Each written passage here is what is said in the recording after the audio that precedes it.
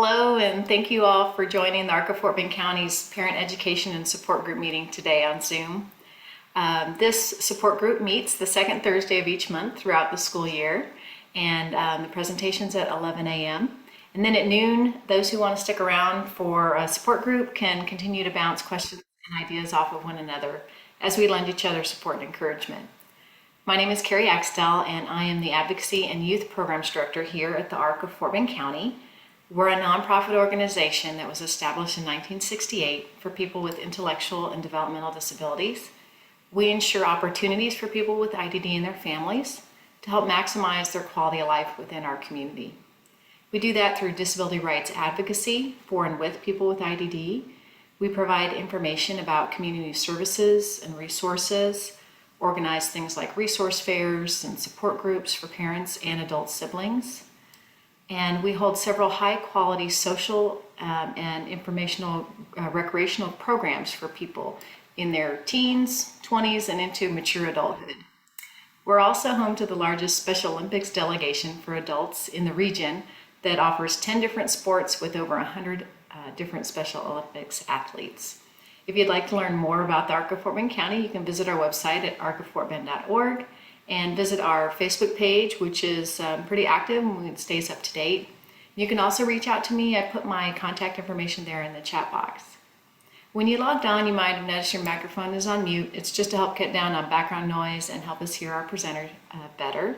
But if you do have questions during the presentation, please type them in the chat box, and we'll go over questions at the end, and then also at the end, if you'd like to ask any direct questions yourself to Tricia, you're welcome to do so, and unmute yourself.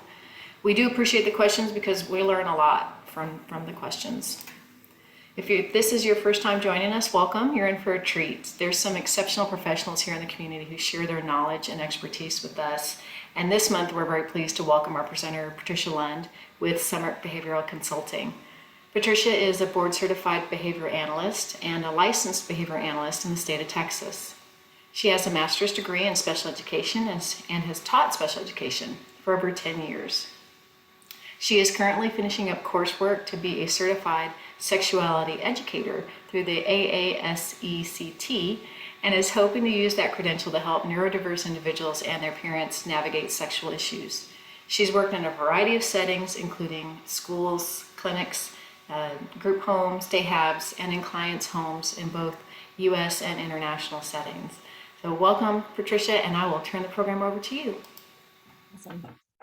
All right, thank you so much. So I'm so excited about this topic, and I'm also super nervous to be presenting. So be gentle. So let me go over, sorry. So we're going to be learning about teaching neurodiverse individuals to make sense of sexually explicit media. This is something that they're going to come across all the time because we live in a world, in a community where we're bombarded with it every day. And so we're going to kind of talk about some strategies about how to help neurodiverse individuals be able to look at it with an open mind and develop their own values, but also learn some safety strategies so that they can be safe if looking at sexually explicit images is something that they choose to do. So I am a BCBA. I'm soon to be certified as a sexuality educator through ASECT. ASECT is a national organization that they work on credentialing therapists and teachers and counselors. So, and then I have a master's in special ed, and that's kind of how I started my route. So I'm a helper. I love to help, but these are some things that I cannot do. So I'm not qualified to diagnose. I might talk about like different interventions that have been effective. That doesn't mean that they are guaranteed to be effective for everyone. If you have a specific question about your child, you're more than welcome to schedule like a free consult with me, and we can talk in private, because I know sometimes doing it in public can be difficult. And also it'll be more individualized, I think, if we talk one-on-one.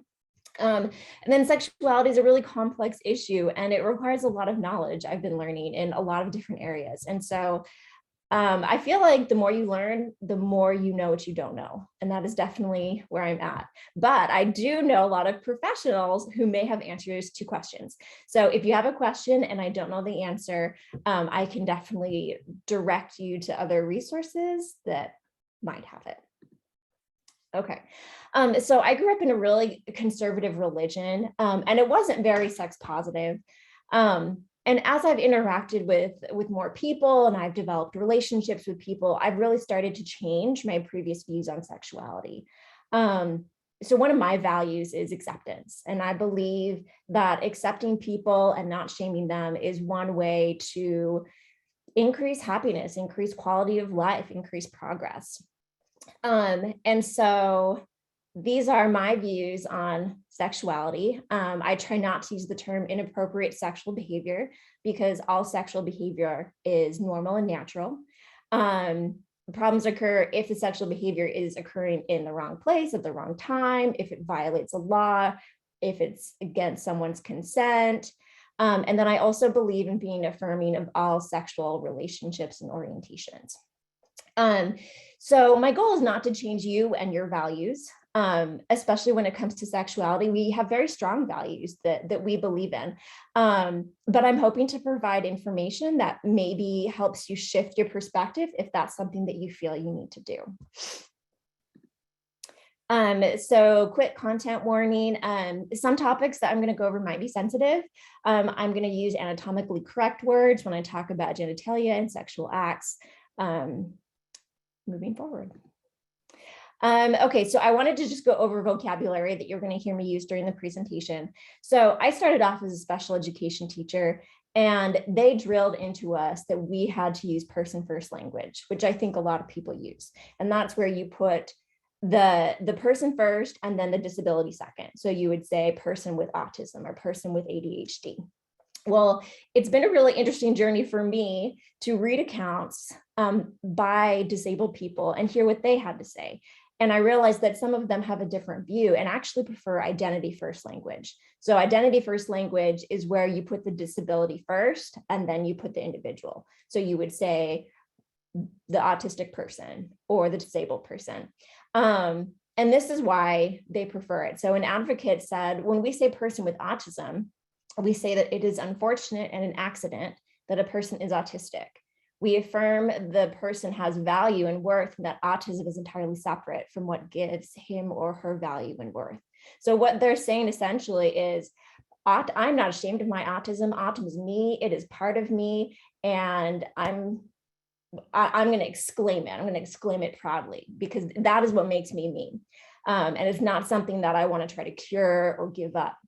Now, everyone feels differently about it. And as you can see in this little poster, some people prefer person first and some people prefer identity first. So it's also about finding out what the person prefers. And if they correct you, then trying to change that. I'm trying to be really affirming of all abilities. And so I'm trying to use more identity first language. You'll hear me slip up because of all the years of special education, but that's why I'm using that sort of language. Okay, so let's dive in. So I want to start talking about sex positivity. When you're addressing any sexual topic, whether it be sexually explicit materials or periods or masturbation, we want to make sure that we're being sex positive. And there are a couple of elements to sex positivity. You're going to be more open to learning about sexuality. You have positive feelings about sex. You accept other sexual practices, even if they differ from yours. You accept other sexual orientations without judgment, and you talk about sex without shame. Little caveat here on the one in the yellow with the star, that the caveat here is that you're not accepting of behaviors that are non-consensual or harmful. I'm not saying that we're all going to be consenting of rape or anything like that, because that's not the case. I think here they're more talking about people that might have more than one partner, something like that. So being sex positive is definitely, it's a journey. And as I was looking over each of these, I thought, oh my gosh, I need work on this one. And oh, I need work on that one. And I think that's how it is. I don't think that we're going to be exceptional at all of these. And so I think it's worth looking at and seeing, where am I doing really good, and where do I maybe need to practice a little bit more, because it's all about improvement. Okay, so why does sex positivity even matter? So it matters because it's going to help with communication, and it's going to help with honesty. If someone is being shamed, they're a lot less likely to come and talk to you in the future. It's been interesting. I've been doing a lot of reading and listening to podcasts and articles about ADHD individuals, ADD individuals, and there's so much shame that we attach to behaviors that people do. And if someone feels shame, they're not going to come and talk. And so I think, especially when it comes to things like sexually explicit material, if we've shamed someone in the past, oh, we don't look at that, or that's really dirty, or that's really bad, how likely is it that if they have a question about something they saw, that they're going to come and talk to us? It's probably very unlikely. But if we have a relationship where our children or our clients feel that they can trust us and we're going to be open and non-judgmental, they're going to be more likely to come to us. Okay, so I want to do a quick activity in the chat box. If you could just write what words come to mind when I say pornography. No judgment zone, sex positivity. So even if you feel scared or think it's negative, put it all up there, all of it.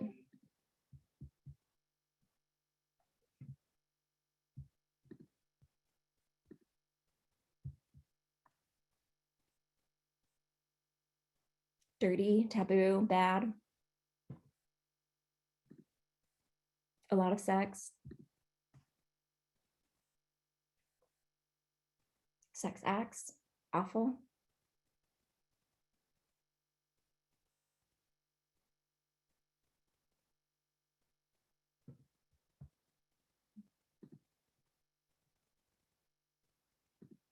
All right, thank you everyone who put something in the chat box. Yeah, it's interesting to see a lot of, bad, taboo, negative videos. That's a good one. Yeah, there's a lot of different words. And probably if we had even more people, we would get a whole bunch more words describing it. Unknowledgeable. Yeah, interesting. So here's the tricky thing. So essentially, pornography is anything that has the purpose to sexually excite you. And so that can be a whole bunch of different things. It can be books, it can be art, it can be, X-rated porn. So I have some examples that you can see here on the side. And everyone has a different opinion of these. How many of us go to a museum and see a naked picture or a naked statue and think that it's pornography? Some people might, some people won't. How many people read a romance novel and think that it's bad? Some people may not, and some people do. Everyone has a completely different definition of it. So here in the definition it says, anything from a romance novel to a triple X-rated movie could be considered pornography, depending on whether or not someone thinks that those things are sexually exciting. So this leaves room for a lot of interpretation, which is why talking about pornography and sexually explicit material can be so hard, is because everyone sees it differently. I mentioned I came from a very conservative religion, and we had very conservative modesty standards, to the point that if someone showed their shoulders, it was almost pornography. And now my definition of that has changed. So it's something that's going to vary from person to person, but I think it's also something that's going to vary depending on where you are in your life. And it's also going to vary between you and your client, or you and your child. So quick activity, we've got a little spectrum here. So on the left end, it says not sexually explicit. And then on the right, it says very sexually explicit. And then I've got some numbers. So I'm going to read some of these out loud. And if you feel comfortable, put in the chat box where you would rate that thing. So a painting of an angel that is naked, you consider that not sexually explicit or sexually explicit? You can type in the number. Got a 1, got a 2, a 1, 2, 1.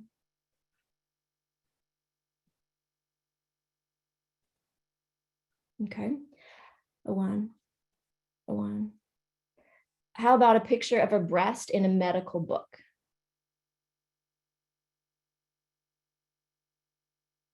1, 1, 1, 1, 1, 1. How about a book that describes consensual sex? 3, 1, 1, 2. How about a book that describes oral sex? Got a 3, got a 1, got a 3, 2, 3. I love all this participation. Thank you so much. How about a photograph of a man with their shirt off? 1, 1, 2, 1, 1, 1, 1. Okay. What about a photograph of a woman with their shirt off? 1, 5, 3, 3, 3, 3. Okay. What about a photograph of a woman nursing with her nipples covered? 1, 2, 1, 1, 1, 2. Okay. Yeah, lots of different thoughts. And so I just want you to take a moment and think about how different our answers were, and how much room there is for interpretation.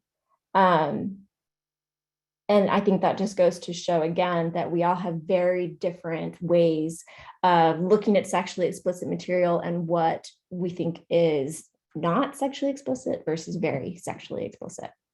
So the point of all this is essentially that there is no single definition. I can't write the word porn and then make a list of you need to avoid this and this and this and this. Or if your child is looking at this and this and this and this, that means they're looking at porn. I don't know. It's going to be different for everyone and every family.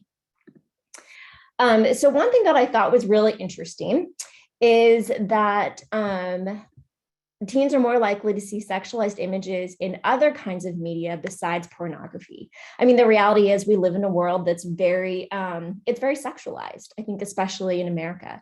And so odds are your children, your clients, your students are already getting a lot of information about sexuality from billboards, ads, little commercials that go on, music videos. So I think that's why it's so important for us to have, give me 1 second. Those are my cats. So I think that's why it's so important for us to be talking about this, even if we think that our children are not looking at pornography. They're looking at something. They're going to see something sexual. And so that's why we need to start having some of these talks around that. So in the beginning, I mentioned values, and I mentioned what some of my values were around sexuality. And I also mentioned that my values are something that have changed. They're different from what they once were. And I think that's the hard thing about values is we care really strongly about our individual values. I mean, that's what makes us who we are. And so sometimes the idea that our child, who we very much care about and very much want to keep safe, the idea that they might have different values from us can be really scary. And that's totally valid. I think it's important to remember that your fear around the fact that your child may have different values from you, it comes from love. You wouldn't be scared if you didn't love and care about your child. So when it comes to having different values from your child, I think look at it openly and acknowledge what your feelings are and remember where they come from. And I think that will help you be a little bit more open if your child does have different views from you. So these are some statistics. So it's really hard to get a good read on how many teens actually look at pornography. So here I've got 70%, and then a 2010 study says 30%, and then another one says 62%, and then a youth internet survey says 87%. It's really hard because different time periods, different ages, a lot of times we're relying on people to tell the truth. Maybe they're not telling the truth. And so trying to find a statistic for exactly how many people look at pornography is really hard. It's also hard because, like we said, pornography is going to be different for everyone. If I sat 5 people down and I said, hey, I want everyone to raise your hand if you have ever looked at sexually explicit material. Well, let's say 3 people raised their hand, but maybe the first person only saw a cartoon. Maybe the second person watched X-rated porn. Maybe the third person just read a romance novel. So that's completely different. So really looking at the statistics when it comes to how many people view porn or might be addicted to porn, we really have to be careful because we're not getting a lot of correct information there. So the reason that we want to start talking early about some of these sexualized images is because if we don't, then they're getting a lot of incorrect information. So for instance, a lot of pornography out there talks about or shows objectification of women. Rarely do you see consent. You also don't see a lot of body types. You're going to see really fit, white, middle-aged, or like young people. Sometimes love is expressed violently, and then orgasms are going to occur at the same time for both people. If our children or clients or students think that this is what sex is, that's a problem. And it's a problem because it's going to impact the way they see themselves and the way that they see relationships. So that's why we want to start talking to them now about what some of these things mean. So when they do see sexualized explicit material, they can form their own opinion with real knowledge and real information that they've been given. Let me see. Okay, I think I want to show this video. So amaze.org. No, I'm going to show it at the end if we have time. So amaze.org is amazing, and it has a lot of really good little videos about different topics. So I do have a list of resources at the end of this that have a bunch of things that you can go to for more info, and this is a good spot to go. Okay, so we're going to launch into how to even start this talk and what to do. So just some basic tips is it's not going to happen just once, it happens multiple times. You're not going to sit all of your kids down or all of your students down and have a really quick 5-minute session and think, yep, okay, I'm good. And it's also very important to not use shame in those conversations. And this is the one I love, it's my favorite. It's okay to say, I don't know. It is okay to say, you know what, that is a great question. I'm not sure. Why don't you and I go figure it out together? Why don't I figure it out and come back to you? And then these are some phrases to avoid. A lot of the phrases up there are ones that are going to create shame. And so, again, it's best not to use some of those phrases, but you can read them. Okay, so I was listening to this really cool podcast, and it talked about how to start having conversations around sexually explicit material. And what I loved is the authors talked about how everyone is really different in their communication styles. Some people may be able to sit their child down and just have that talk, bam, we're getting it out. And some people are super scared and are not able to do that.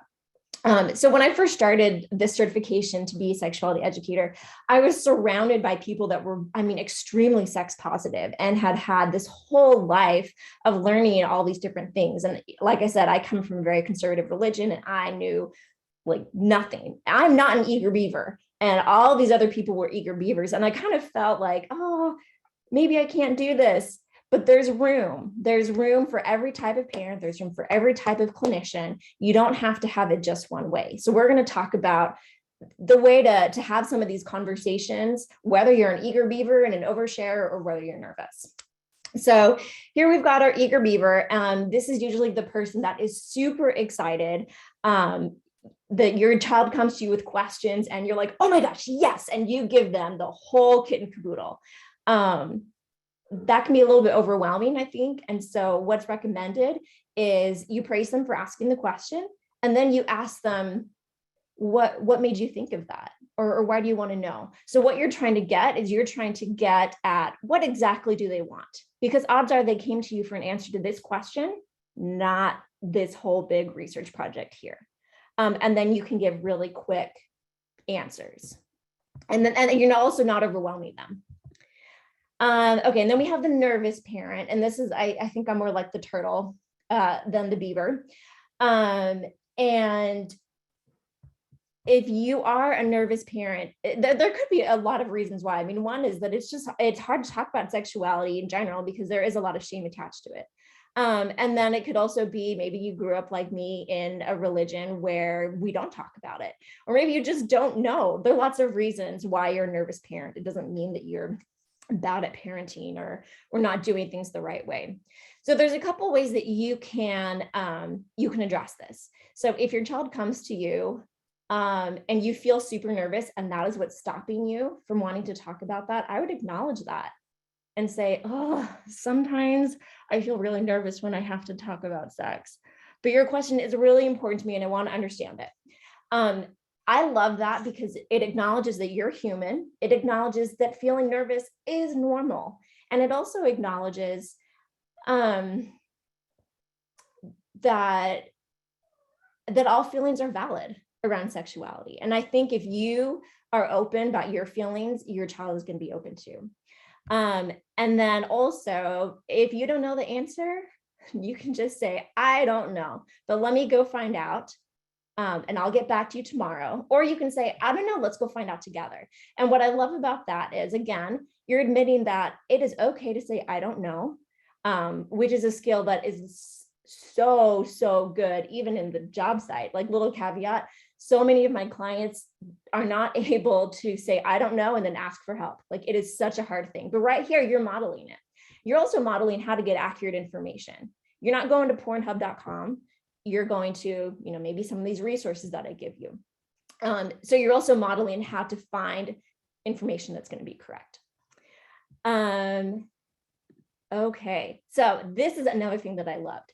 In the podcast, they were talking about how some nervous parents really don't feel comfortable with sitting their child down and talking face to face. It just made things even more difficult for them. So some parents have a journal that they pass between them and their child, and the kid might ask questions and then that's how the parent can answer it.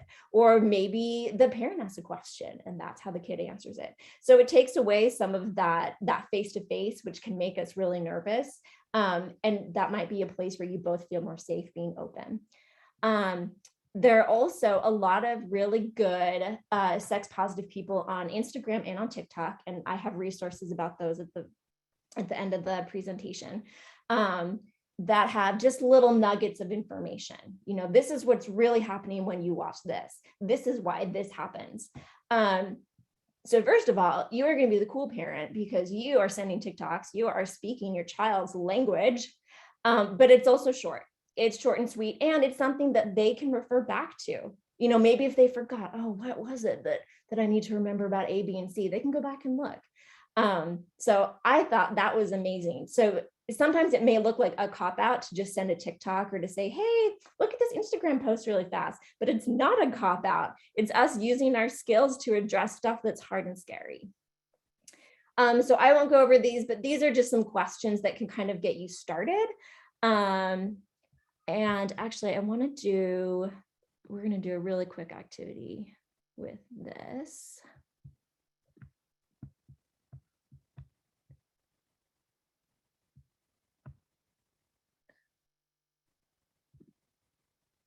Oh, okay, hold on, I'm gonna do this slide first. So one thing that I love is knowing that, again, it's not gonna be a conversation that you have like explicitly. Anytime you are with your child and you are watching something together, or you see an ad, or you pass a billboard, you can ask some of these thought-provoking questions to kind of get them to think about things. What did you see? Well, what did you think about it? Is there anything that you didn't really understand when we were watching that? Were you confused, by what you saw? And so I love these questions because they are so they provide room for conversation. There's no right or wrong answer. And it's a way to kind of find values. So we're going to practice this with some movie clips.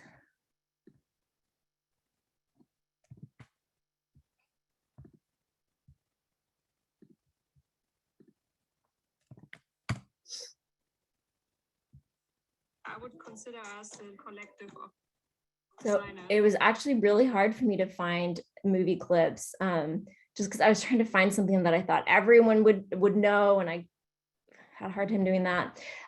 So this is a clip from Frankie and Johnny. It's from 1991. I have never seen it, but maybe someone out there in the audience has. What's awesome But the point is to see that you can ask these questions with anything. to be able to combine the fingers in the pen. You have snap tools and it's so responsive. We've been working together from pretty much everywhere. With Windows 11, we're just doing it better.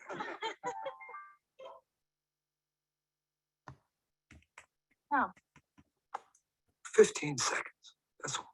I just want to look at it. look at what? Why? I don't know. I just to know that I can just look at the woman I love and just see her. Her eyes, her dress, her stomach. Don't say it. I wasn't gonna I say hate it. that word. I wasn't gonna say that. Well, I hate both of them. Okay, I'll look up some new ones in my thesaurus.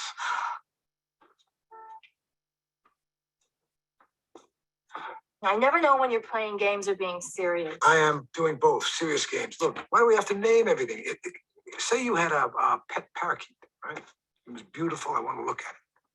You'd let me look at it, and we'd be on to the next thing. I had a parakeet. I hated it. I was glad when it died.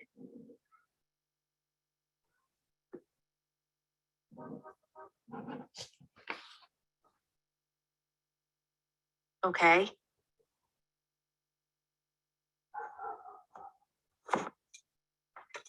"15 seconds. I'm timing this. Turn that light out.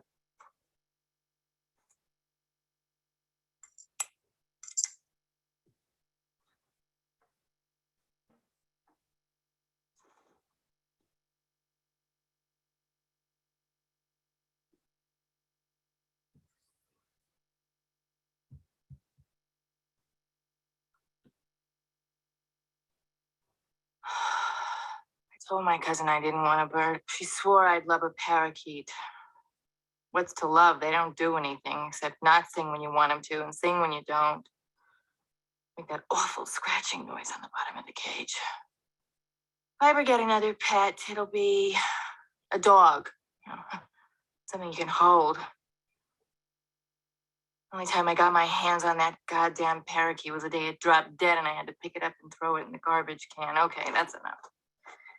That's gotta be 15 seconds. Okay. So let's go back and just kind of talk about what we saw.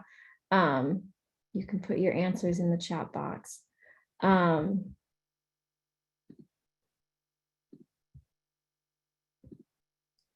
Did anything in that make you feel uncomfortable?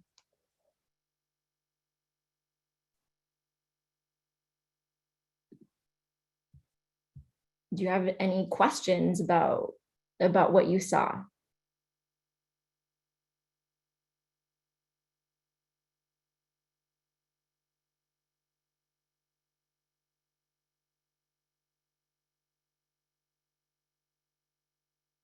What did you think about it?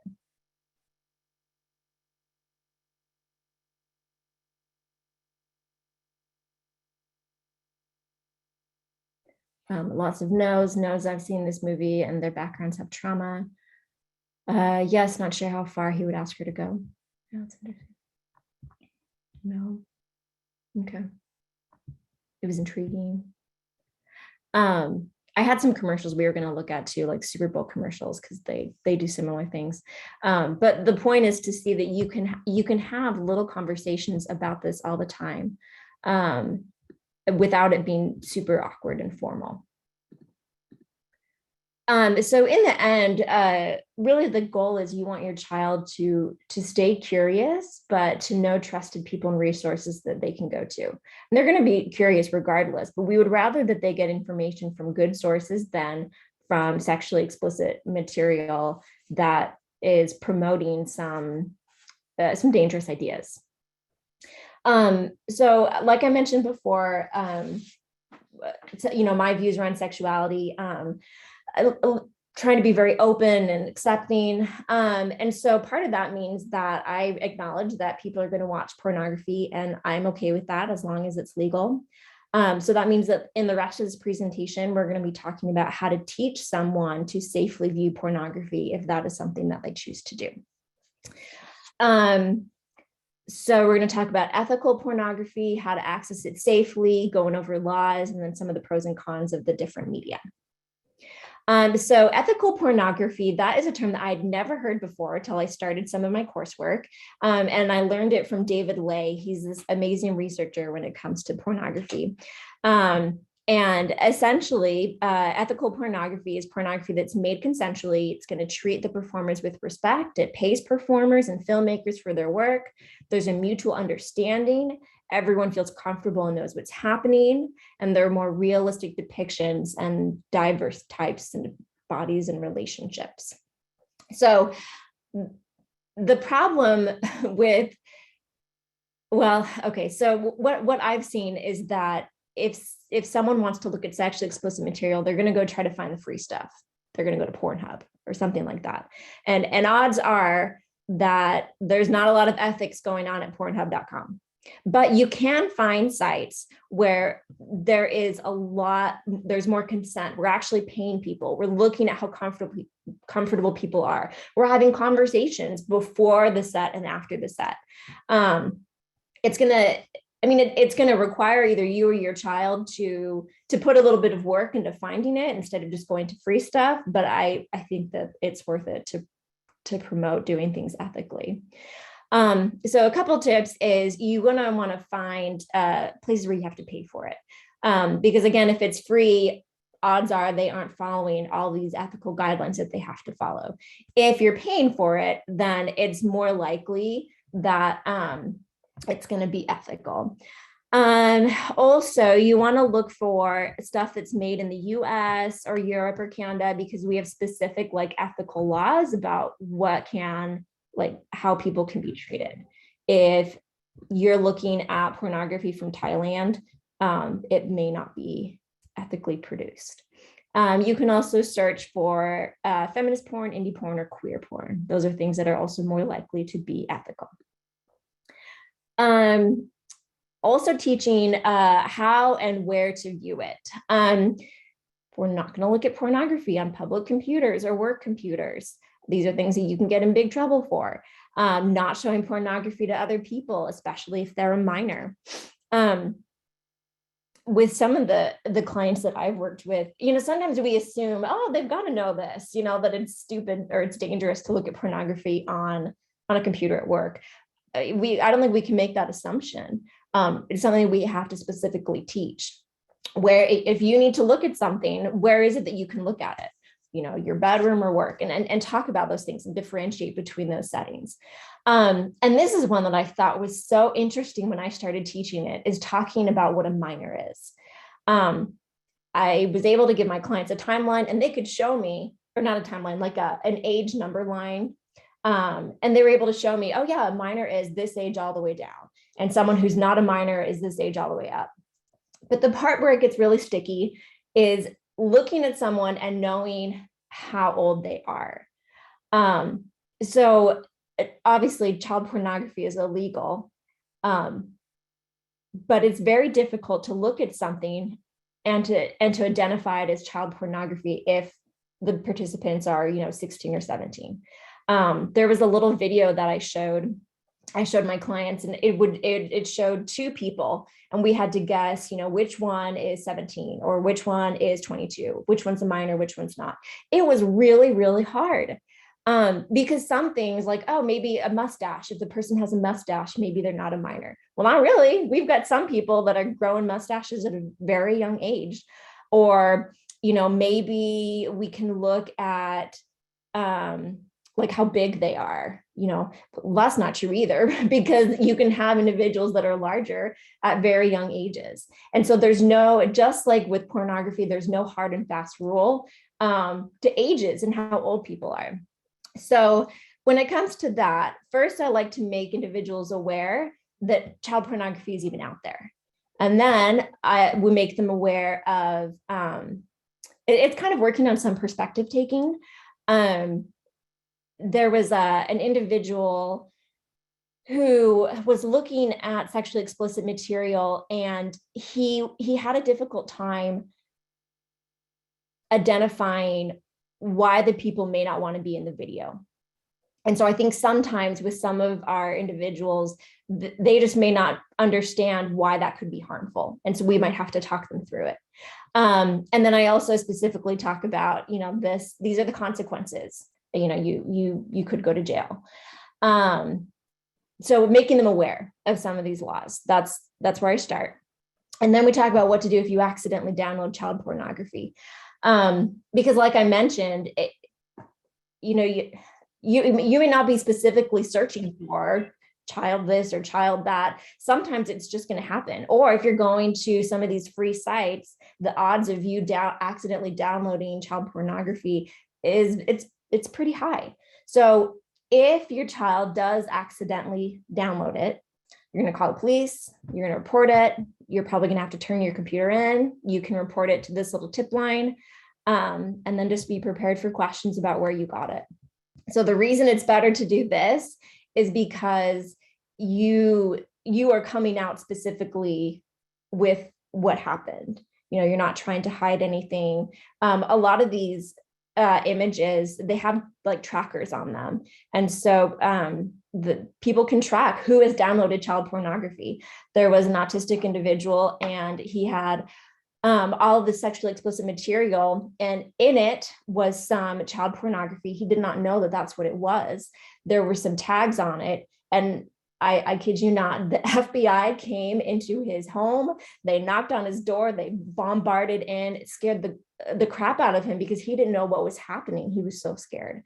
And later it was explained to him that some of the stuff on his computer was illegal, but he had no idea, which is why we go back to education and talking about how to do things safely. And also it goes back to some of that sex positivity. If your child or student is so worried about getting in trouble or worried about shame, they may not come to you if they have an issue like this. But if they feel more comfortable, then they're going to be more likely to come to you, and you can solve the bigger problem.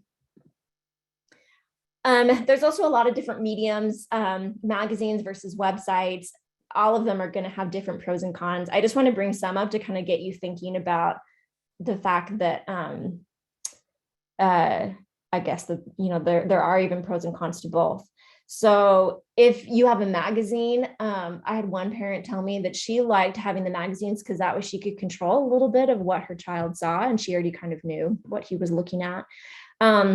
However, magazines are also a lot easier to put in your backpack and share with all your friends at school, which could be an issue if they're minors.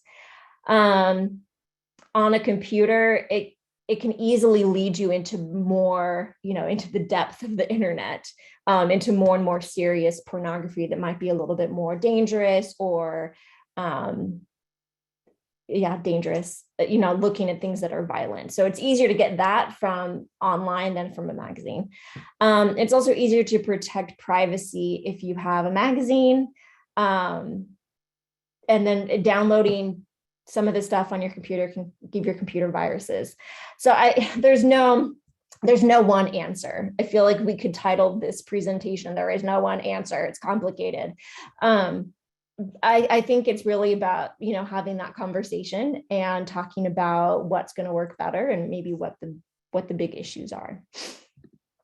And then these are some of the resources.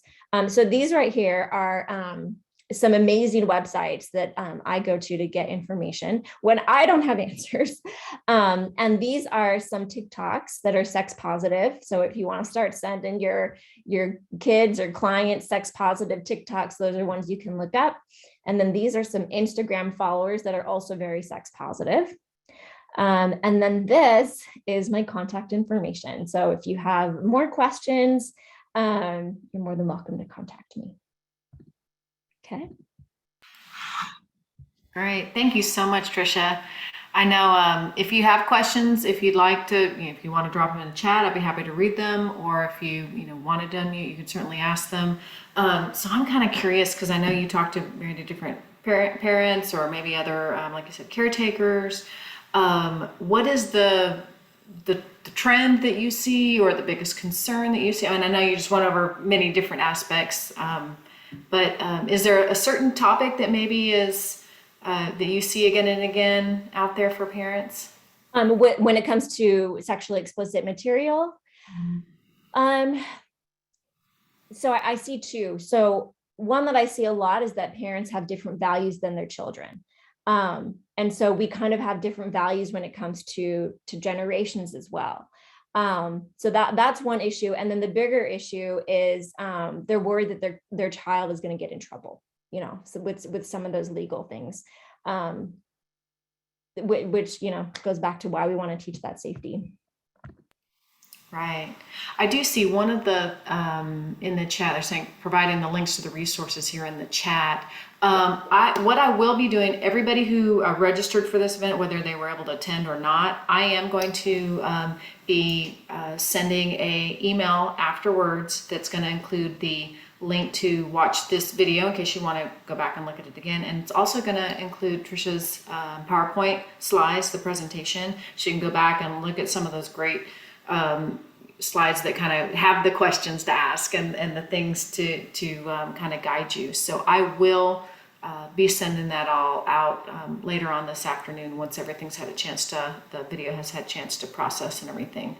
It will also be shared on the ARC of Fort Bend's Facebook page, and we'll be sharing it on our website as well as an ongoing resource. And I will include also, of course, Tricia's contact information when I send you all that email as well. So, of course, there in the chat, lots of thank yous. Thank you. Great tips and tools for educators and parents. Great job. So, yeah, this is a really tough topic, I think, for us to know where to begin sometimes even, and feel like as a parent or as a caretaker or as a teacher, instructor, that you're not stepping in it, right? In the middle of it, right? Yeah, it's definitely very sensitive. And yeah, even the words that you use, I would say the word pornography and I thought, oh my gosh, what if people don't like that word? And yeah, so it takes practice, it takes time. And it also takes, I think, finding what you're comfortable with. Very good. All right, well, I'll go ahead and stop the recording now.